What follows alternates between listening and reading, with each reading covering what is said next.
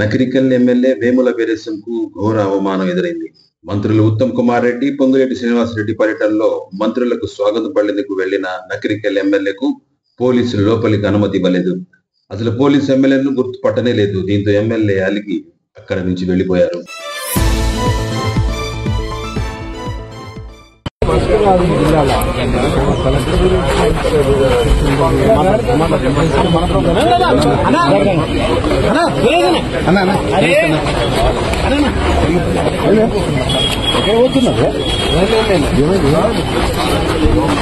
పోలీసుల common sense ఉండదా?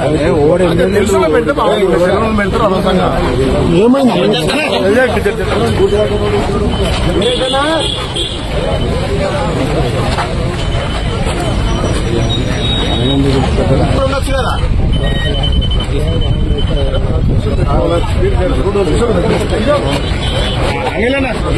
ఆపేశాను.